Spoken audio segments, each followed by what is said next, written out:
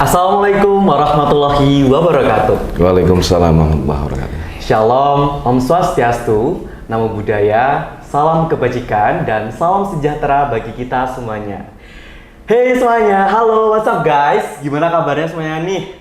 Nah, kembali lagi bersama aku Naufal Raffi selaku bos dari Esamo Podcast kali ini. Nah, teman-teman semuanya, selamat datang di podcast paling kece, yaitu Esamo Podcast. Tempat kita ngobrol santai tapi penuh inspirasi. Nah, hari ini kita akan bahas sesuatu yang bisa bikin hidupmu lebih mandiri, lebih kreatif, dan pastinya lebih cuan. Nah, kali ini kita bakal ngomongin tentang kewirausahaan. Nah, semuanya, kita sebelum memasuki podcast kali ini, kita mau kata pengantar dulu nih. Siapa bilang wirausaha itu cuma buat orang yang punya modal gede? No way guys, big no ya. Karena semua orang tuh bisa memulai asal ada niat, asal ada ide, dan asal ada keberanian buat action. Nah, di episode kali ini kita bakal kupas tuntas gimana jadi pengusaha yang paling kece dan pastinya sukses. Nah, kali ini kita juga bakal ngebahas tentang tantangan yang dihadapi plus tips biar bisnis kalian gak segedar wacana doang. So, siap-siap dengerin sampai habis.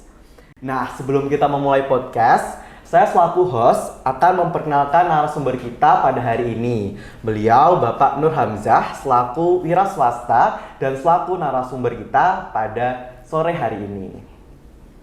Baik Bapak, mungkin untuk kita langsung saja untuk memasuki pertanyaan yang pertama ya. Baik. Untuk pertanyaan yang pertama mungkin Bapak bisa menjelaskan, bisa diceritakan bagaimana awal mula ide mendirikan dari perusahaan Kebun Desa Mulur. Baik, terima kasih Mas Raffi ya. Ya. Satu kehormatan bagi saya bisa hadir di sini diundang oleh. Kalau sebenarnya ini anak-anak tapi biar lebih tidak terlalu jauh saya panggil adik-adik saja. Biar saya juga kelihatan awet muda kan. Oke. Jadi sebelum memulai lebih jauh mungkin tadi kata-katanya sebenarnya sudah merangkum semua dari pengantar Mas Raffi tadi, bahwa satu, bukan hanya wacana, itu kuncinya di situ. Kedua, tidak mengenal menyerah, dan ketiganya adalah memang mental ya. Jadi pengantarnya begini, ini ada pengantar satu, ini saya pengantar kedua. Jadi memang karena saya diundang di dunia akademik, maka pertama yang saya katakan, apa yang saya sampaikan nanti itu cenderung lebih pada ke pengalaman. Jadi kalau pengalaman itu pasti unsurnya subjektivitas. Antara saya dengan orang lain pasti beda. Kemudian untuk usaha yang saya geluti saat ini, terutama karena kita topiknya di bicara kebun desa ya. Saya perkenalkan kebun desa ini adalah sebuah kegiatan kreatif sebenarnya Mas. Jadi kalau warung itu hanya bungkusnya. Bungkusnya warung, ikan bakar, kemudian ada beberapa makanan olahan ikan, itu sebenarnya bungkusnya. Namun yang rumah besarnya adalah sebuah wadah kreativitas yang terangkum di bawah payungnya kebun desa. Contohnya begini, di kebun desa itu kita juga ada kegiatan-kegiatan yang lain, termasuk di kesenian kita ada. Kita setiap seminggu sekali itu ada pelatihan untuk adik-adik, lomba pelatihan mewarnai, contoh itu. Kemudian ada lagi untuk latihan musik juga ada. Kemudian kita juga punya tim kreatif berupa wayang dan keroncongnya juga ada. Namun kita lebih fokus pada sebuah bentuk fisiknya yang awal, yaitu sebuah warung. Jadi memang semua terkonsep Mas. Jadi apa yang perlu saya sampaikan, bahwa kita harus punya cita-cita, kita punya keinginan, poinnya kan itu. Jadi kalau kita punya keinginan ke depan, berarti ada proses berjalan ke sana. Tapi kalau nggak ada tujuan, kita mau kemana kan pasti bingung. Sama dengan adik-adik sekarang ini, saya mau kemana setelah lulus, itu kan harus sudah ada gambaran dulu, jadi pasti ngejarnya ke sana. Tahun 2008 Mas, saya memulai kebun desa itu dari sebuah kolam ikan, hanya kolam ikan. Jadi saya beternak ikan, awalnya beternak ikan, karena kembali lagi tadi catatannya di situ, bahwa sangat penting modal finansial. Saya katakan modal finansial itu sangat penting, tapi bukan satu-satunya. Modal utama itu adalah kemauan. Nah dari situ dengan uang sedikit kita putar di peternakan ikan. Sambil belajar kan ini, sambil belajar.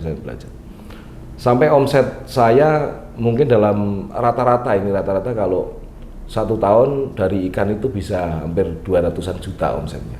Karena perputarannya di situ. Ini omset, bicara omset. Nah dari situ kemudian karena kita sudah punya planning bahwa Kebon Tiso ini menjadi tempat edukasi. Ya, tempat edukasi, kemudian menjadi tempat berkumpul keluarga. Maka kita step by step kita atur ke situ. Dan semuanya sudah terpetakan. Kebetulan saya kan basically saya itu pendidikannya adalah sarjana teknik. Jadi memang kalau terutama teknik sipil saya, khususnya teknik sipil. Jadi kalau bicara set plan segala macam itu sudah makanan sehari-hari lah, harusnya sudah makanan sehari. Jadi dari situ, dari ilmu yang saya miliki untuk sebuah perencanaan, maka dari 2008 itu sudah kita siapkan planning tempatnya itu. Ketika nanti kita launching menjadi rumah makan sudah tertata. Jadi nggak 2 kali kerja.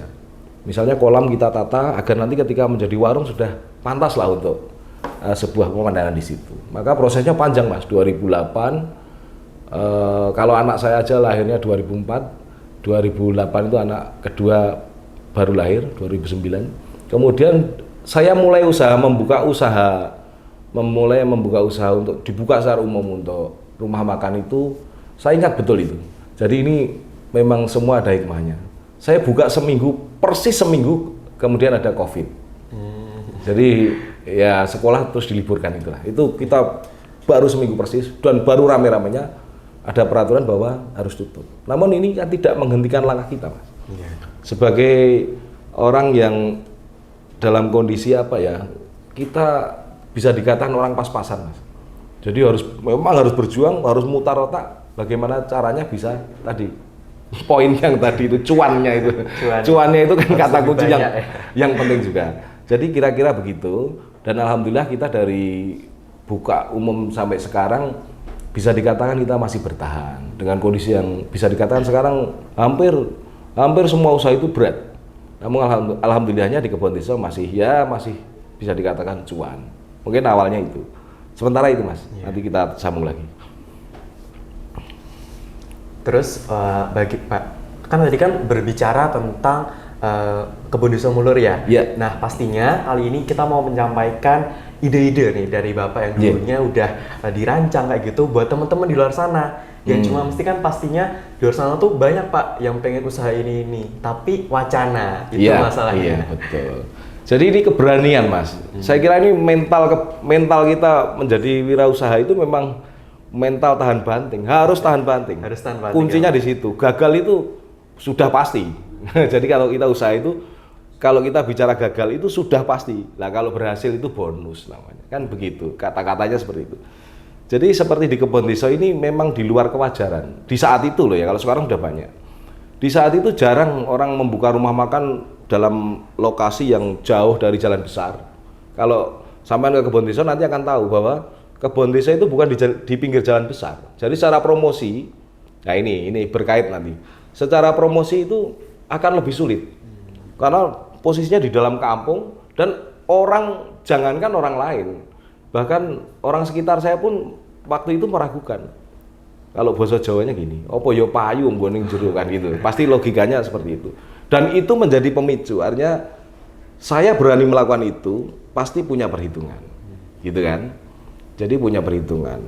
Kita punya koneksi Mas. Jadi salah satu yang perlu artinya dalam posisi kita belajar seperti ini, yang paling penting adalah saya kira memang ilmu penting ya. Tapi di balik itu yang tidak kalah pentingnya adalah kita memperbanyak teman.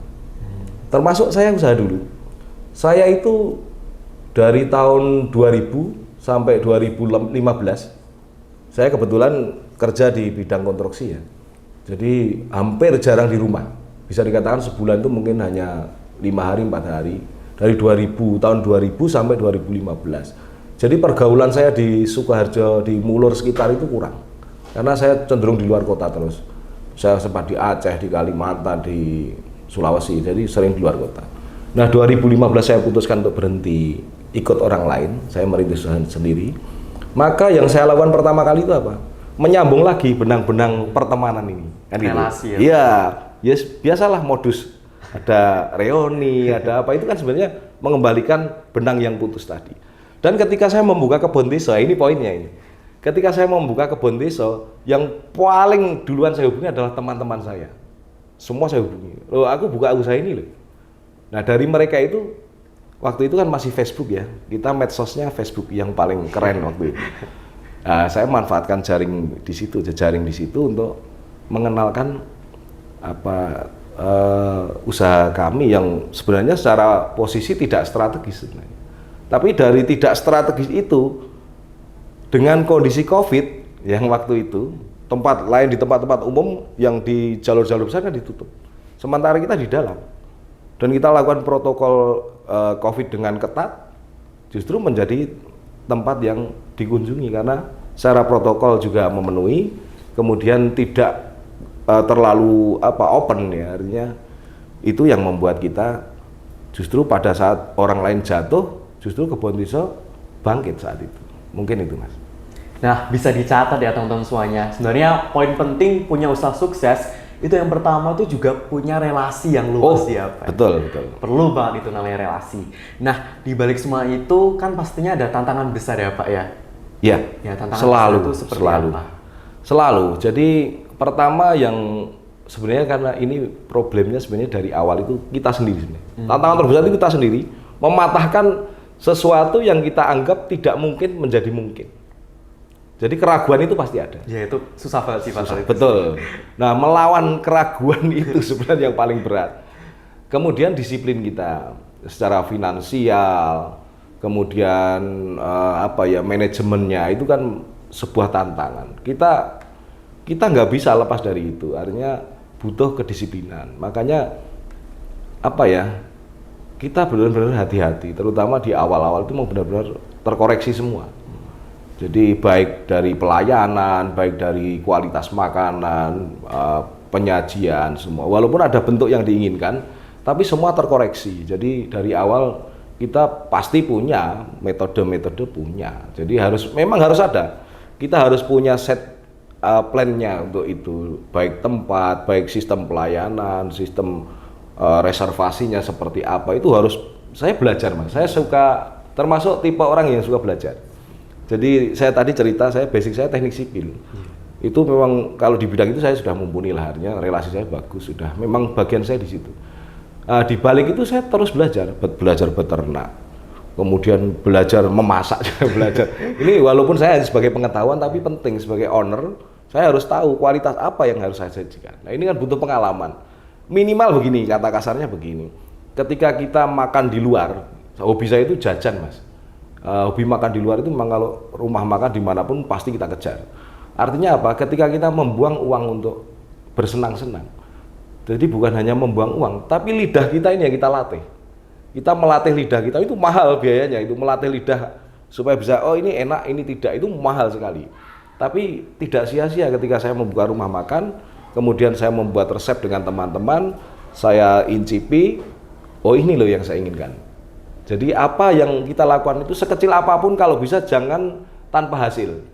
Kita buang duit untuk jajan pun kita harus punya hasil. Kita belajar manajemen rumah makan ya seperti apa, ya curi-curi pandang, ini lihat, oh ini kurangnya ini. Jadi kita tahu kekurangan mereka, kemudian lidah kita juga terasah untuk itu. Kan ini intuisi ya, intuisi itu harus dilatih terus. Ya dengan seperti kata itulah, artinya kalau kendala yang terbesar, kalau bicara uang jangan bicara uang. Sekarang itu setiap kita bisa dipercaya, Mas. Asal apa yang kita lakukan itu bisa dipercaya, dipertanggungjawabkan. Modal finansial itu paling gampang. Itu bisa saya buktikan. Artinya begini, pendana itu banyak, Mas. Pendana itu banyak. Asal apa? Orang mempercayai kita. Orang mempercayai kita untuk mengembangkan uang mereka. Jadi nggak ada masalah itu. Itu kalau mau cepat. Kalau mau lebih lambat, ya nabung, kan gitu. Nabung. Jadi orang memang harus punya planning, Mas. Harus punya planning, entah berapa kita tabung, bukan untuk sesuatu yang memang ini kan pelajaran dasar ekonomi sebenarnya. Jadi uang kita berapa, ini untuk apa. Lah pos ini jangan diganggu. Kalau memang ini untuk investasi, ya lakukan untuk investasi. Jangan dipakai yang lain. Entah sekecil apapun namanya investasi. Maka saya sarankan banyak juga dari sekolah-sekolah lain yang ke tempat saya itu saya sarankan budayakan untuk disiplin menabung. Karena Ya sekecil apapun ketika uang itu terkumpul, Anda lulus kuliah sudah punya duit. Itu. Misalnya tidak terganggu untuk membantu biaya perkuliahan. Kebetulan misalnya anak orang mampu kuliah ya mulus-mulus saja, nggak perlu ngelarin duit kita sendiri kan berarti kita punya tabungan. Itu saya biasakan Mas. Saya dari kuliah sudah memang saya aktif kerja, bukan aktif kuliah, aktif kerja. Karena saya menyadari bahwa ada tantangan yang lebih berat ke depan. Sementara ya mohon maaf kalau kita mengandalkan pendidikan saja, mohon maaf ini kita kalah. Kalau kita sekolah di kemampuan kita kalah lah, artinya orang yang lebih pintar dari kita itu banyak sekali. Tapi nilai poin-poin yang tadi plus-plus itu yang kita harus cari. Pengalaman ya Pak. Betul, itu yang mendewasakan kita. Iya. Mungkin itu. Baik, kita lanjut pertanyaan selanjutnya ya Pak ya. Yeah. Nah, itu bagaimana strategi Bapak nih selaku owner itu untuk menyukseskan Kebun Desa Mulur? Ya trik Mas. Jadi kalau usaha itu pasti ada triknya, iya kan? Contoh begini, kita pasti ada promosi, ada promosi. Kalau dulu mana yang paling tepat? Kalau dulu di awal kan ya medsosnya kan Facebook. Ya kita bikin kuis, di Makanya yang saya lakukan pertama kali ketika saya sudah di rumah itu ya tadi menjaring benang ini tadi. Saya banyak ini ribuan, saya mungkin 5.000 lebih lah pengikut saya di Facebook itu. Karena memang Facebook saya dari tahun 2009 kalau nggak salah.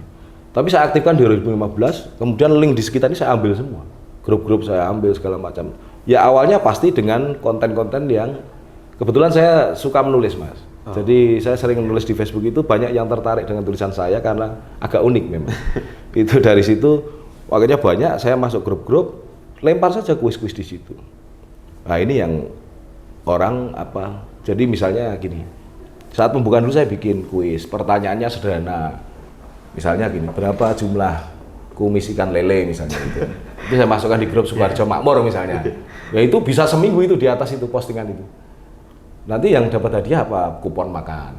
Dari kupon makan mereka datang, udah otomatis mereka mempromosikan kan gitu. Bukan saya lagi yang mempromosikan, tapi mereka. Iya betul. Dan kebanyakan memang seperti itu. Kadang pertanyaannya nggak penting sebenarnya. Yang penting kita harus di rating atas kan gitu. Jadi orang datang, kemudian mereka yang mempromosikan kita kan gitu. Ya seperti itulah. Kemudian yang ketika sudah mulai melangkah lebih maju seperti kemarin di Kebun Desa itu ada event tahunan Mas. Itu namanya Kebun Desa Art Creation. Itu salah satunya lomba mewarnai untuk tingkat PAUD sampai SD. Nah ini sudah tahun kedua.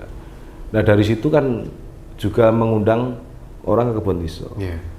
Nah, alhamdulillah kalau tahun kemarin kita masih lingkupnya Sukoharjo sekitar, Polokarto juga ada. Kalau tahun kemarin itu sudah sampai Solotigo, Boyolali. Pesertanya dari Jogja juga ada, dari Wonogiri ada. Jadi prosesnya ya harus kreatif. Memang kita artinya itu nilai tambah ketika kita mengadakan event. Kemudian kita pernah juga di tahun kemarin kita mengadakan lomba keroncong itu tingkat nasional. Itu pesertanya juga dari Jakarta, dari Bandung. Dari Bandung itu malah keroncong ini, padahal keroncong modern ya. Dari Bandung itu juga anak SMK juga. Anak SMK itu kemudian sampai Surabaya. Jadi hampir nasional lah itu. Skalanya hampir nasional. Jadi event-event ini yang membuat kita lebih, mohon maaf istilahnya lebih dikenal gitu. Iya, mungkin itu. Kalau dari segi relasi sama sosial media, itu yang paling penting itu menurut Bapak apa Pak? Saya kira sekarang kedua-duanya. Dua-duanya ya. Karena masing-masing personal itu sudah pasti di media. Iya kan? Benar. Pasti di media. Ya mohon maaf, artinya sekarang tidak bisa dilepaskan dari unsur media. Kalau soal person ya pasti harus karena penghargaan. Nah ini yang beda di sini Mas. Ketika kita hanya mengandalkan unsur medsos, kadang-kadang secara emosional kurang lengkap tersampaikan. Tapi ketika terjadi dialog, nah ini emosional yang sejati itu bisa dirasakan. Jadi kalau kita membaca di WA misalnya ini marah, sedih kadang bingung kan, tidak tersampaikan penuh. Tapi ketika kita ngobrol, makanya ini yang kita jaga. Kerjaan saya itu kalau di rumah ngobrol dengan tamu Mas. Saya itu orangnya terlalu iseng kadang-kadang. Bener ini, saya terlalu iseng. Kadang-kadang di warung cuma ngobrol ke sana, ngobrol ke sini. Ya ini hiburan saya di situ. Selain hiburan juga semakin mendekatkan saya dengan pengunjung. Jadi kalau saya dengan pengunjung itu nggak ada batas lagi. Wis kaya kanca dhewe gitu.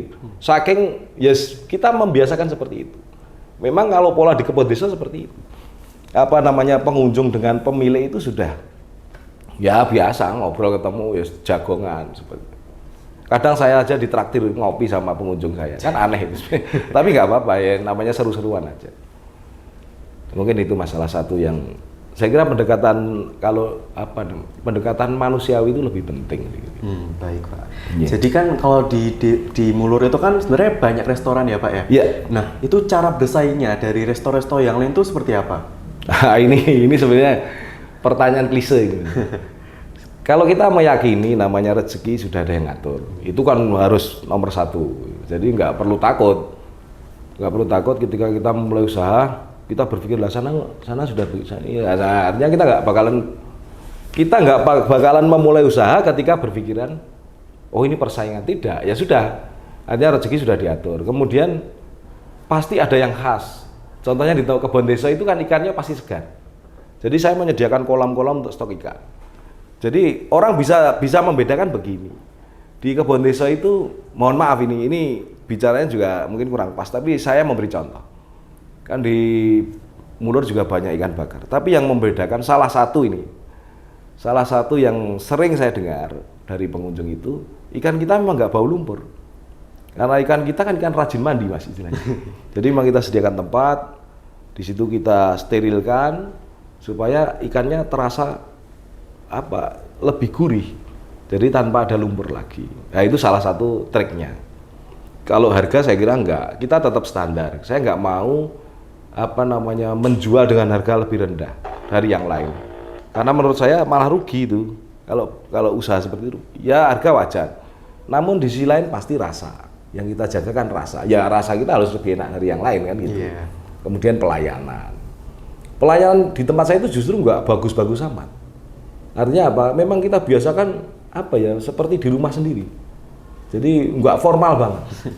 Jadi kadang-kadang pengunjung yang baru datang, yang baru ke situ sekali itu bingung kok terlalu santai ya gitu. Maksudnya hubungan antara yang melayani dengan tamunya itu nggak formal, nggak kayak di restoran itu. Tapi kadang bagi orang lain itu nyaman. Gitu. Ya ini pola sebenarnya. Ya pasti terus dicari kan untuk bertahan. Namanya sebuah pertarungan kita harus menemukan jurus-jurus baru kan gitu intinya. Tapi sementara yang begitu-begitu. Mungkin itu Mas. Kalau secara usaha itu ya Pak ya, itu kan ada yang nggak stabil juga nih. Misal ada yang gagal, ada yang enggak. Nah itu kalau dari cara Bapak bisa menjaga kestabilan dari usaha itu seperti apa? Ya target pasti ada Mas. Target pasti harus punya. Dan kita tahu kok, namanya kita sudah pengalaman, kita tahu pada kuartal waktu mana duit akan datang banyak, pada kuartal waktu mana akan agak sulit. Nah itu kita sudah tahu karena memang kita kan sudah bermain di situ. Nah ini proses. Makanya saya tadi sampaikan di awal, apa yang saya ceritakan ini ya cuma pengalaman, karena backup teknisnya nggak ada. Backup teorinya saya minim sekali. Kalau manajemen itu saya mempelajari manajemen dasar, namanya manajemen konstruksi, jelas beda. Tapi prinsipnya tadi, karena pengalaman kita tahu kapan kita harus benar-benar memanfaatkan waktu di saat puncak-puncaknya, seperti apa, puasa, Ramadan, Idul Fitri, ya itu bisa omsetnya bisa luar biasa. Kita sampai sudah nggak muat lagi menolak pengunjung. Seperti itulah. Makanya triknya pasti menyesuaikan kebutuhan. Saat akan datang rezeki banyak, kita sediakan pancinya yang besar, gitu kan gitu. Seperti itulah, wadahnya harus besar gitu. Mungkin itu. Kalau di luar sana kan banyak milenial muda ya Pak ya, yang pengen berusaha. Nah, kalau dari Bapak sendiri tuh punya tips nggak Pak buat orang-orang di luar sana yang pengen mulai usahanya seperti itu? Harus punya mimpi. Harus punya mimpi. Orang harus punya mimpi. Anak muda itu harus punya mimpi. Karena mimpi itu yang menguatkan kita untuk mengejar cita-cita. Namun jangan lelap tidurnya, kan gitu. Jadi harus punya mimpi dan mengejarnya. Mungkin itu. Kalau bisa mengulang dari awal ya Pak ya, mungkin dari Bapaknya sendiri, apakah ada hal yang ingin diubah atau pengen dilakukan secara berbeda Pak? Nggak ada. Nggak ada. Saya cukup puas dengan proses ini karena tidak sempurna itu membuat kita puas. Mungkin itu. Baik Pak. Nah, Ini tadi berbicara tentang kebun desa ya Pak ya. Iya. Ini kira-kira ada tips nggak Pak buat kayak ini nih ada salah satu menu yang paling diunggulkan kayak gitu seperti apa? Nggak ada saya kira. Nggak ada ya. Semua harus istimewa. Gitu. Harus istimewa semua ya Pak ya. Baik semuanya, karena kita udah ngobrol panjang banget soal kewirausahaan, pastinya kita punya kesimpulan nih teman-teman semuanya. Yang pastinya yang pertama, kita harus punya mimpi kalau mulai usaha. Jadi buat teman-teman di luar sana itu gak hanya cuma wacana doang, teman-teman harus punya cara melaksanakannya. Nah, dengan kali ini kita berbicara dengan narasumber kita yang paling hebat kali ini. Dan salah satu hal yang pasti, jadi wirausaha itu bukan hanya sekedar ide nih teman-teman. Karena kita tuh harus punya keberanian buat memulai dan pastinya buat konsisten buat kedepannya. Jadi apapun bisnis teman-teman semuanya, mau jualan online atau coffee shop atau restoran seperti itu, kita bisa mulai dari relasinya dulu, terus kita mulai dari media tentang promosi dan pastinya yang paling pasti itu start now. Jadi mulai dari sekarang. Jadi teman-teman semuanya tuh harus mulai dari sekarang. Teman-teman harus mulai ngerencanain semuanya buat pelaksanaannya ke depannya. Nah, buat teman-teman semuanya yang masih ragu buat mulai usaha, kita mulai dari langkah kecil awal dulu yuk. Seperti yang disampaikan tadi, kita bisa mulai dari menabung buat biaya investasi kita ke depannya nanti. Dan pastinya masa depan kalian itu nggak ditentukan oleh orang lain, tapi keputusan kalian sendiri. Kalau kalian pengen sukses, kalian harus punya usaha sendiri. Nah teman-teman, mungkin itu saja dari episode kewirausahaan kali ini. Dan sampai jumpa di episode selanjutnya. Dan tetap kreatif, tetap produktif, dan pastinya tetap cuan.